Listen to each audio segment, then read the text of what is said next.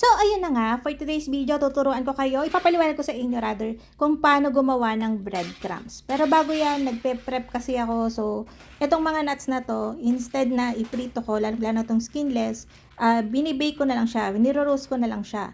So, mas maganda kapag yung panagagamitin nyo ay yung malapad, para hindi na sila patong-patong, pantay yung pagkaka-roast sa kanila. And then, ibibake ko lang yan sa 150 degrees Celsius for 20 to 22 minutes. So, ayun na nga, yung breadcrumbs, ay tinustang tinapay na lang naman yun. So, kunyari, may natira kayong pandesal, monay, basta yung mga plain. And kapag ka regular naman kayong nagbe-bake, after baking, pagka tinanggal nyo na o pinatay nyo na yung gasol o tinanggal nyo na yung saksak nung ano nyo, mainit pa yung loob ng oven nyo. So, tsaka nyo ipasok yung mga luma nyong tinapay. Kapag ka mga electric oven, makakailang beses kayo, hindi kasi, mabilis kasi mawala yung init nun. Pero yung mga oven na bakal, yun, isang salangan mo lang nun kapag after mo mag-baking. Pagkatapos nun, mga ilang oras, tostado na yun. Hindi sunog ha, tostado hanggang loob.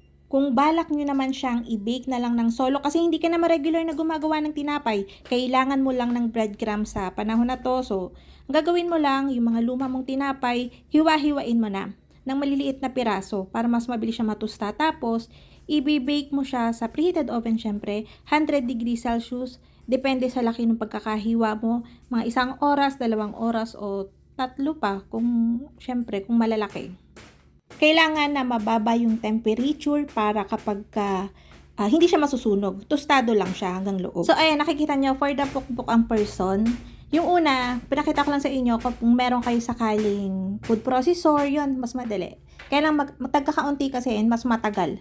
Pagka ganito naman, kung wala kayong food processor and gusto nyo mas mabilis, yan, pupukpukin nyo na lang siya, ilagay nyo sa loob ng katsa, tapos pukpukin nyo na lang, kung tostado yan, mabilis yang magiging breadcrumbs. Tapos sinasala ko na lang yon, and then yung mga hindi pa na durog, ibabalik ko, and then pukpok lang ng pukpok. Medyo eskandalosa tong process na to. So, nakakahiya sa kapitbahay, baka sabi ko anong ginagawa namin dito. So, yun, ito lang naman talaga yung process nito. Basta itusta mo lang yung tinapay and pukpukin mo, durugin mo, breadcrumbs na siya. Pwede mo na siyang gamitin sa pandesal, pandemonay, sa mga kalihim, yung panghalo doon, sa mga katol cookies. Ito rin yung ginagamit dito, doon ha, para mabuo siya, para hindi malagkit yung magagawa mong filling. Sa baking nga, sabi ko sa inyo, walang masasayang. Basta marunong kang dumiskarte, ay ang dami mo magagawa kahit dito sa mga lumang tinapay na to. Wala rin tong sira ha, yung breadcrumbs as long as hindi mo siya mababasa, hindi ma-moistan, hindi to nasisira kasi dry nga siya. So, ayun na nga, halfway ng baking ng mga nuts natin, kung gusto niyo malaman, inaalog-alog ko siya para hindi rin, para pantay nga yung luto. Baka yung may mga nasa ilalim o nasa gitna, ma-roast din ng pantay.